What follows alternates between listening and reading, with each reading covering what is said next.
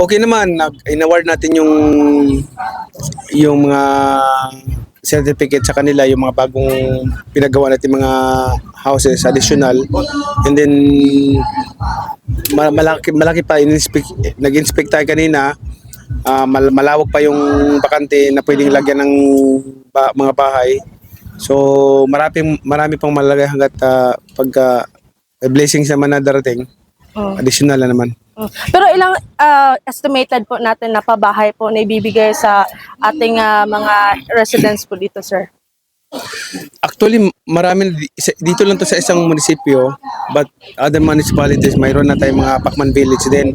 Marami na rin mga nakatira, marami na rin. In fact, next week din, mag-turnover din kami sa kabilang munisipyo ng Pacman Village.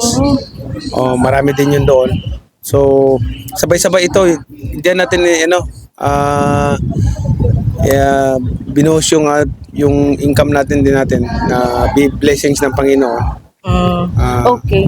Pero sa pang-ilan na po itong pabahay natin, sir? Ito, ilang libo na ba? So, hindi ko naman binibilang. Marami na. Dito is 298 na bahay na dito. Pero malaki pa naman yan. More or less, ma-additional ba yan ng mga siguro mga 150 houses o 200 houses pa dito sa ano. Okay. So, Boss, may minention ka kanina na hindi pwedeng ibenta yung binibigay na bahay. Lang ng kasi. Nandoon sa certificate nila na bawal ibenta. Kasi yan ay pinagkaloob sa kanila at bawal nilang ibenta. Basta ang magmamana yan yung mga anak nila, yung mga kung walang anak, kapatid. So pag bininta, Pag bininta, kukunin ko, babawiin ko at ibigay ko sa mga walang bahay. So ano mangyari niyan, Sen? May monitoring po ba tayo para makita po yung transparency na wala po talagang binibenta?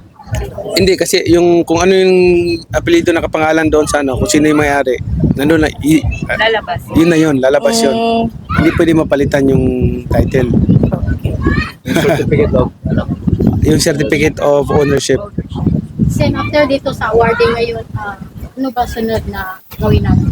Ang sunod natin gagawin marami naman tayong mga iba pang project sa ibang may city pa sa Jensan, mayroon din tayo doon. Ongoing yung housing natin doon sa Pacman Village sa Jensan City o Kalumpang. And then mag-inspect din tayo sa ibang munisipyo, yung mga Pacman Village doon na kung may bakante pang lupa na pwedeng paglagyan, pwede pa natin paglagyan. Yes, and kanina, may 44 na pair na kinasal si Mayor Lori Hill. May pinaraffle ka po na isang pabahay. So, saya na mag-asawa kasi live-in sila for how many years at saka nagre-renta sila po ng bahay. So, nanalo sa raffle, boss. Kanina, tumawag Yung Kanina sa kasalan ni Mayor.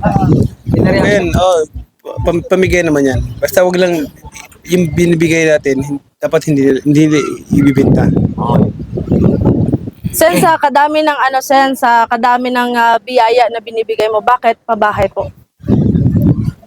Pabahay kasi kami nung araw walang bahay. Di ba natulog ako sa kalye?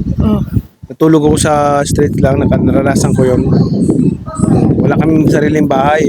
May bahay nga kami pero ang sapin lang, yung sako lang yung dingding. Sako lang dingding. Ano yan? Isipin mo. So since na-bless ako ng Panginoon, so therefore, kailangan ko tulungan yung mga kung saan ako nanggaling. Wala naman tayong madala Sa maasim. Pag tayo nawala dito sa mundo, wala tayong madala. Di ba? Pero pag marami ka natulungan, Sa maasim. Maasim, meron din sa Maasim. Maasim, Malungon, Malapatan, Glan. So, marami tayong Paano po makabil na abil lang pabahay, ini-inspect namin yung nag-aaral muna kami, nag-inspect kami ng mga Actually, yung mga binibigyan ng pabahay, yung sinusurprise ko. Mm. Nang bisita yung mga nakatira lang sa barong-barong, mga ano, yung wala talagang bahay.